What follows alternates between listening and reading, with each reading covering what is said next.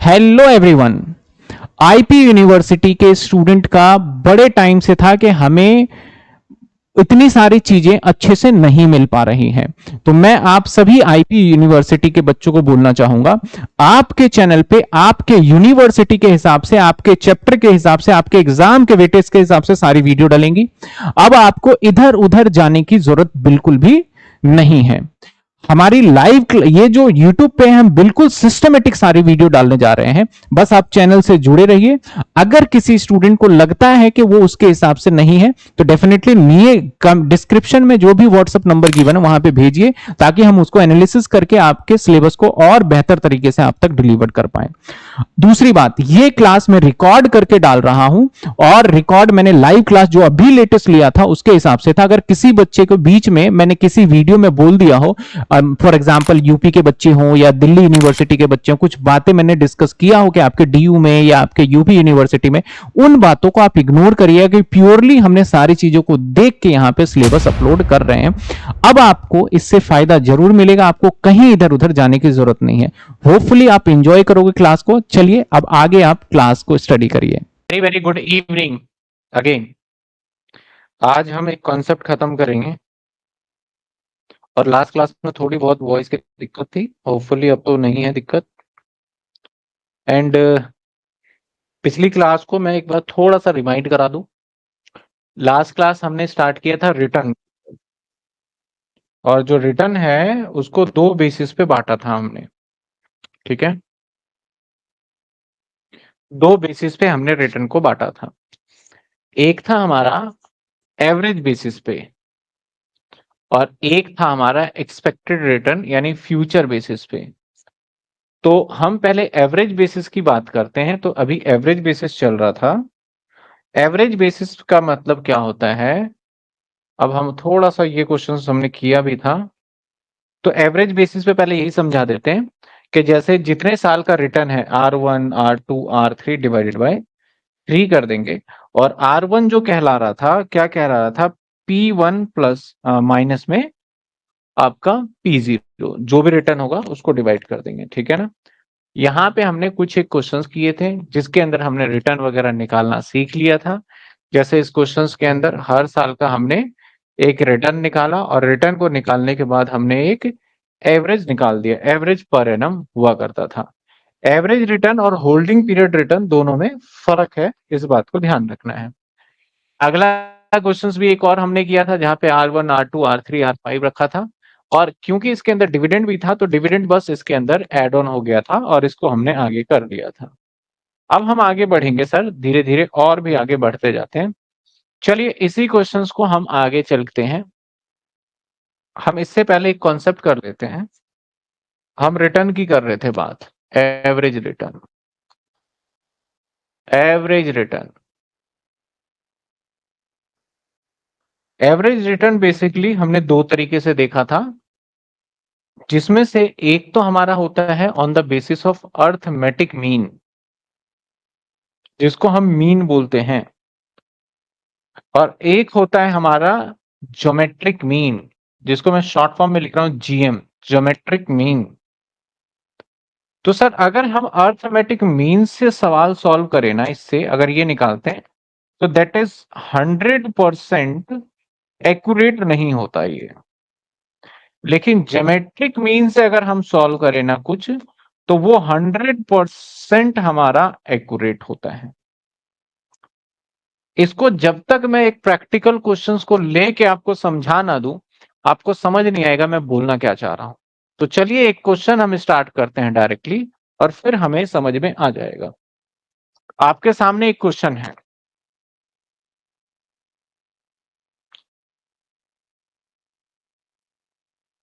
Question में क्या कहता है, क्वेश्चन में कहता है एन इन्वेस्टर बाय शेयर 20 रुपए का, यानी हमारे पास P0 है, दैट इज हमने 20 रुपए का खरीदा। At the end of the first year, और जैसे ही हमारा, ये तो 0 ईयर हो गया, जैसे ही फर्स्ट ईयर 1 साल होल्ड किया, तो हमारा ये शेयर का प्राइस दैट इज P1 देखा जाए, 1 साल बाद तो P1 होगा अगर हम बेचते, तो ये 25 का हो गया। इन्वेस्टर होल्ड, और इन्वेस्टर ने होल्ड किया end of the second year, और फिर से जब हम सेकेंड ईयर में गए तो यहां पे फिर से अगेन P1 ही होगा सेकेंड ईयर के लिए, तो अगेन 20 हो गया भाई।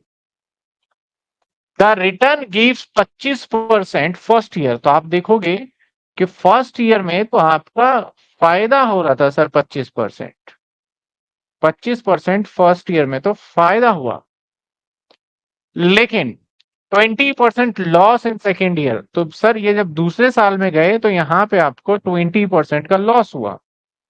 सर समझा नहीं, फायदा जब 5 रुपए बढ़ा तो फायदा 25 और लॉस, देखो फायदा कैसे निकालोगे, आपका पहले साल में फायदा 5 रुपए और बेस लोगे 20 रुपए, इंटू में 100 तो फायदा 25 आया था। इस तरीके से क्वेश्चन ने बोला है, उसी को मैं एक्सप्लेन कर रहा हूं। इसके अंदर आपका फायदा 5 रुपए, बेस लोगे आप 25, इंटू में 100 करोगे तो आपका आएगा 20%। यही कहना चाह रहा है अभी तक ये। कहता है कि find out the average arithmetic mean के हिसाब से। तो अर्थमेटिक मीन क्या कहता है, जितना आपका फायदा हुआ है, जितना रिटर्न हुआ है, उन सभी को जोड़ दीजिए और डिवाइड बाय 2 कर दीजिए, आपको अर्थमेटिक मीन का मिल जाएगा, जितना फायदा है या लॉस है। ठीक है, तो अर्थमेटिक मीन के हिसाब से देखा जाए तो हमारा फर्स्ट ईयर में हमारा जो बेनिफिट हुआ है दैट इज 5 रुपए का, और सेकेंड ईयर में हमारा जो लॉस है दैट इज 5 रुपए का। ठीक है ना, एक मिनट, रुपीस के टर्म्स में अर्थमेटिक मीन यहां निकाल लेते हैं। सर अर्थमेटिक मीन के हिसाब से कौन बच्चा बताएगा, R1 प्लस रिटर्न 2, 2 ही साल है, डिवाइडेड बाय 2। रिटर्न 1 कितने परसेंट है सर, 25% का फायदा, और माइनस में लॉस 20% डिवाइडेड बाय 2। तो हमारा रिटर्न यहां पे आ रहा है 2.5%, 2.5%। पहले यहां तक देखिए, यहां तक हर बच्चों को क्लियर है कि इस अर्थमेटिक मीन के हिसाब से हमारा रिटर्न कितना आया, 2.5% आया। रिटर्न कितना आया सर हमारा, 2.5% आया। बताइए, यहां तक क्लियर है तो आगे बढ़ जाए। 2.5 दिया ने भी जवाब दे दिया। यहां तक आपको सभी पॉइंट क्लियर हैं? ये सिंपल लास्ट का ही क्वेश्चन है। मैं आपके कमेंट का इंतजार कर रहा हूं। दिया ने जवाब दे दिया, चंचल ने कहा क्लियर है, हर्षिता ने कहा, अब पहले कहा था ये क्लियर है, अब तो खैर टाइम ज्यादा हो गया। भाई जितने बच्चे लाइव है फटाफट बताइए।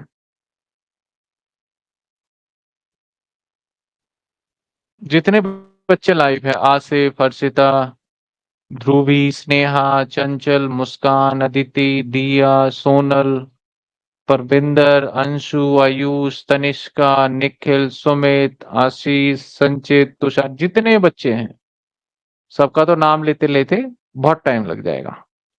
सर अगर 5 कमाया, 5 नुकसान किया तो 0 हुआ ना। देखो सौरभ ने एक बात पकड़ ली यहां पे। सौरभ ने कहा सर लॉजिकली देखा जाए तो 5 रुपए कमाया और 5 का नुकसान हो गया, तो हमारा रिटर्न जो है वो तो 0 हुआ। लेकिन अर्थमेटिक मीन तो क्या कहता है, फॉर्मूले के अकॉर्डिंग चिल्ला चिल्ला के कह रहा है कि सर ये तो हमारा 2.5% है। यानी अगर मैं चलो एचपीआर एक पल को निकाल लू, यहाँ पे एचपीआर होल्डिंग पीरियड रिटर्न, तो एचपीआर क्या कहता है भैया कि भैया जितना भी आपने रिटर्न कमाया, यानी 5 रुपए कमाया माइनस में 5 रुपए डिवाइडेड बाय आपका 0 बेस ईयर, मान लो बेस ईयर आपका 20 है तो 0 आएगा, तो आपका 0% ही तो रिटर्न हुआ। क्या आप सभी स्टूडेंट इस बात से क्लियर हैं कि सर 5 कमाए थे फिर 5 नुकसान हो गए, जो हमारे रिटर्न होने चाहिए वो तो एक्चुअल में 0% होने चाहिए, लेकिन अर्थमेटिक मीन आपको निकाल के दे रहा है कि रिटर्न जो है वो 0% नहीं है, रिटर्न 2.5% है। तो मैंने क्या बताया कि अर्थमेटिक मीन आपको 100% आंसर करेक्ट नहीं कहता। बताइए। अब एक बार बता दीजिए, मैं पहले के और अभी के आंसर में कंफ्यूज हो रहा हूं। क्या हमारा रिटर्न एक्चुअल आपने 2 सालों में 2.5% की कमाई करी है या फिर 0% की कमाई करी है? इसका जवाब दे दीजिए आप। 0% और 2.5%। प्रैक्टिकली मैं पूछ रहा हूं, अर्थमेटिक मीन तो कह ही रहा है कि 2.5% कमा रहे हो। सोनल ने कहा सर वाक्य 0% होना चाहिए। तेज सभी 0%, 0%, 0% कह रहे हैं। तो इसका मतलब हम इस बात से तो बिल्कुल डिनाई नहीं कर सकते कि अर्थमेटिक मीन कई बार झूठ बोलता है हमें एवरेज में, रिटर्न के टर्म्स में। इसी को ज्योमेट्रिक मीन में अगर हम करेंगे तो हमें करेक्ट आंसर मिल जाएगा। लेकिन सर ज्योमेट्रिक मीन निकालेंगे कैसे? ज्योमेट्रिक मीन निकालेंगे कैसे?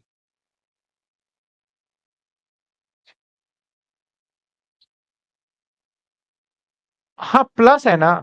बच्चे कह रहे हैं सर प्लस लिया और आपने नीचे माइनस कर दिया, ये लो प्लस और ये तो माइनस का हो गया ना।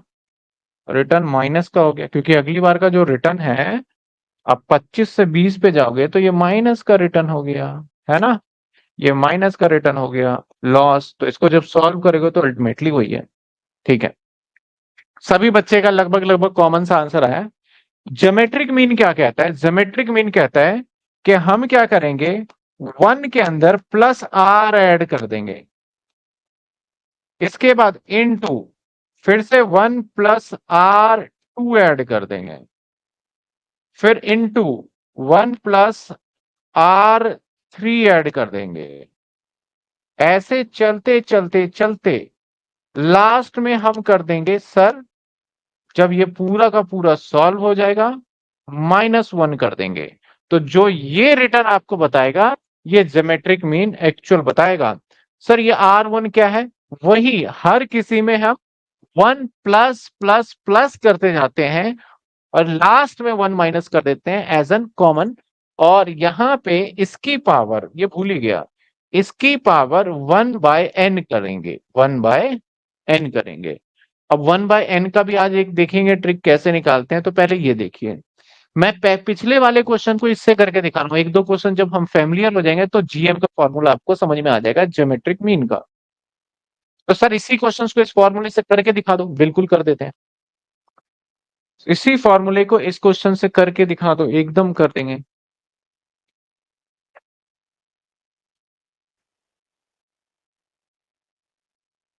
सर करते हैं।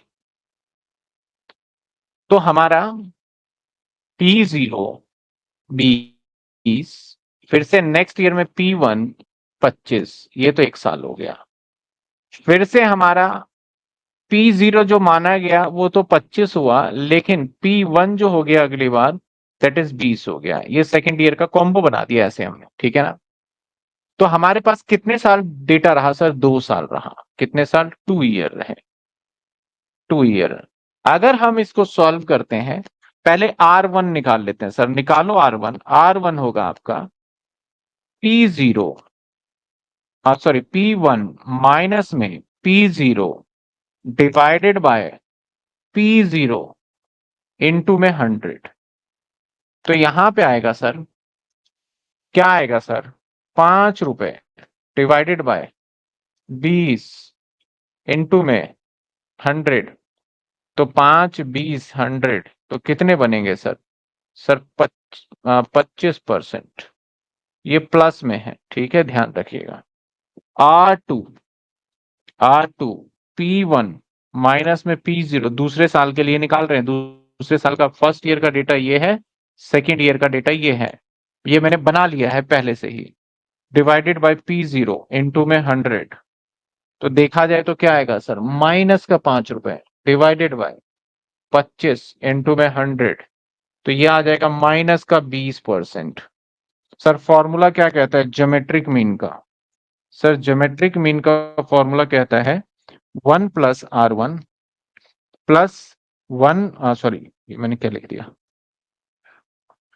प्लस नहीं है, इनटू 1 प्लस में R2 और इन सभी के होल स्क्वायर 1/n।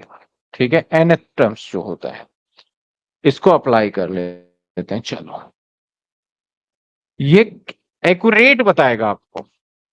तो 1 प्लस में R1 है 0 पॉइंट, उसको पॉइंट में परसेंटेज को ले लेंगे तो 0.2525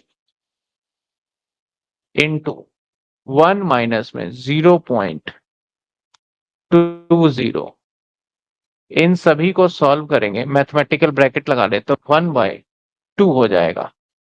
इसको सॉल्व करेंगे तो 1 और लास्ट में -1 भी है। 1 प्लस में 0.25 को कैसे सॉल्व करोगे तो क्या आएगा साहब?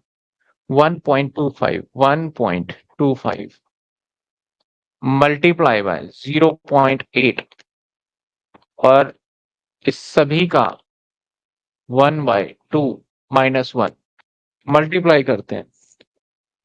1.25 इंटू में 0.8, ये आ गया 1।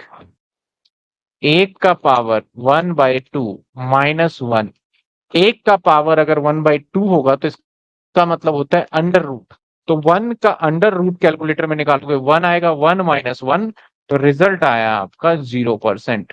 तो आप मुझे बताइए, क्या हमारा ज्योमेट्रिक मीन एक्यूरेट है या फिर नहीं है?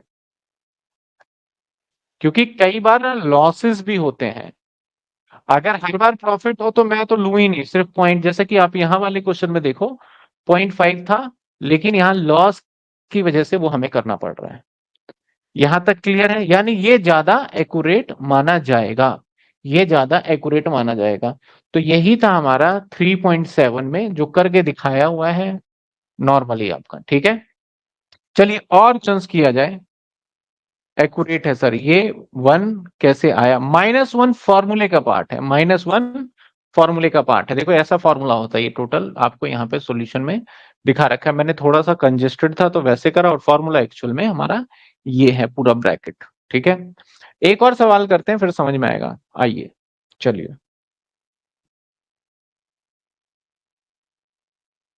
देखिए कितना आसान सवाल। कहता है calculate the average using geometric mean. Year 1 का रिटर्न है, यानी R1 दे रखा है कितने परसेंट? 18%।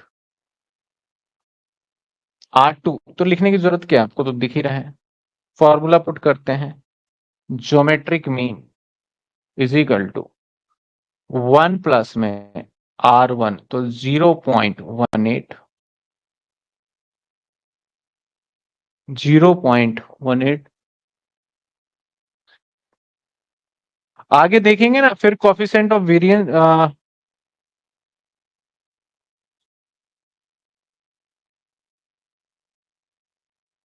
आगे देखेंगे अभी। इसके बाद 1 प्लस 10% है तो 0.1017। ठीक है, इसके बाद 1 माइनस 0.0769, इसके बाद 1 प्लस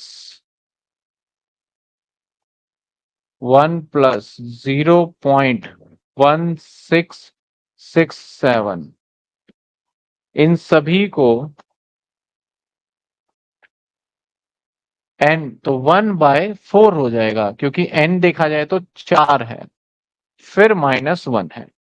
इसको सॉल्व करते हैं अब। 1.18 इंटू 1.010, ये 0 पॉइंट है तो 1.1 हो जाएगा ना, 1.1017। अब इसे माइनस कर देते हैं तो क्या आएगा? 1 माइनस में 0.0766992, इसको करते हैं 0.9231, इसको सॉल्व कर देते हैं 1.1667। कैलकुलेशन पूरी रखनी है आपको, ठीक है। पावर 1/4, पावर 1/4 -1 सॉल्व करते हैं 1.18 इंटू 1.1017 इंटू 0.9231 इंटू 1.1667, ये आ गया हमारा 1.4008 है। अब यहाँ पे अगर 4 है तो 4 का मतलब होता है एक बार रूट के लिए 2 होता है, अगर 2 बार रूट है तो इसके लिए आपका 4 होगा, अगर 3 बार रूट है तो इसके लिए 8 होगा, 1/8। ठीक है ना? तो 2 बार रूट है तो 2 बार रूट कर लेते हैं, यानी इसका 1/4 करेंगे तो 2 बार रूट करना है, एक बार 2 बार। तो इसका आंसर रिजल्ट आया 1.0877 माइनस 1। तो आंसर रिजल्ट इज 8.77%। 8.77%। बच्चे ने बता दिया सर, वो 8 पॉइंट, दिया ने बता दिया 8 पॉइंट, बिल्कुल सही जवाब है। मैं तो थोड़ा स्लो स्लो कर रहा हूं ताकि आपको समझ में आए।